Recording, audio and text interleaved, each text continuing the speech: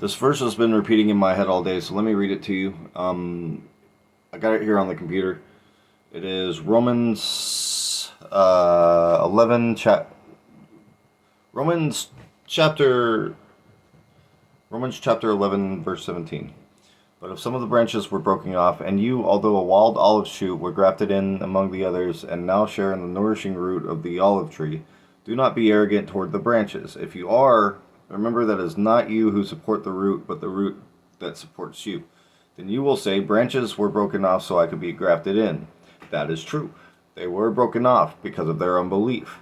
But you stand fast through faith, so do not become proud, but fear, for God did not spare the natural branches, neither will he spare you. Note this kindness and the severity of God, severity toward those who have fallen, but God's kindness to you, provided that you continue in his kindness, because you too will be cut off. And they, if they do not continue in their unbelief, keyword, will be grafted in. For God has the power to graft them in again. If you were cut from what is nature by a wild olive tree and grafted contrary to nature into a cultivated olive tree, how much more will thee rise? The natural branches be grafted back into the olive tree.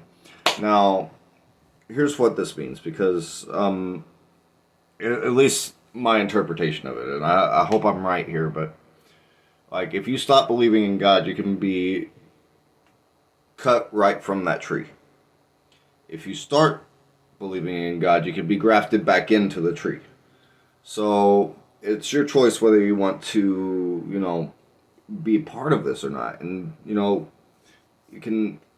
everybody has their times where they fall away and they do just stop. I mean, there's been times where I've very heavily questioned this faith. One of the things I always say, it's not necessarily a Bible verse, but it's very important.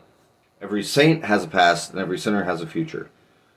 So, I mean, I see a lot of things on, I watch a lot of YouTube videos and there's so much deception out there. Like, I mean, I feel so bad for people because it's like, where do you turn?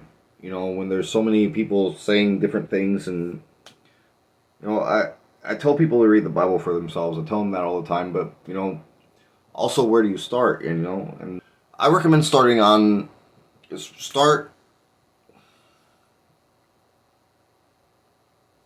the book of Mark. Read the entire book of Mark.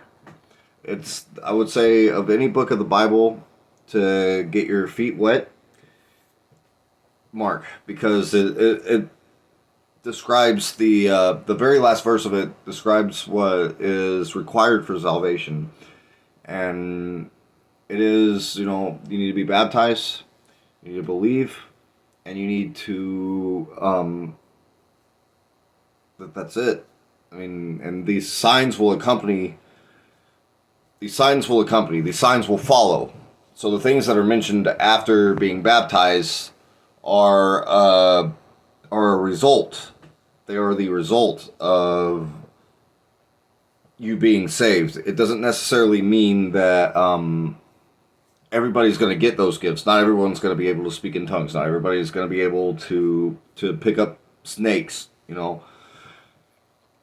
These are things that will follow. God. The closer you get to God, the more powerful you become as a person. In my experience, at least, I highly recommend it. My life is great. My life is very challenging, but it is. I'm living my best life here. I want to say so much more because there's so much deception out there and I see it all the time and it breaks my heart. But no matter how far you've fallen, you can come back. That's the main point I'm trying to get across. That's the point about being grafted in. Because if you look at the definition of a grafting, it's where you take some sticks that came from a tree and you kind of, I don't know how it works, but like they grow back together eventually with time if you tie them up right. Anywho, that's all I got for today. I'm surprised I'm doing this, but like, I mean, it's just been on my heart all day. All right, I love you guys. Have a good night. High five.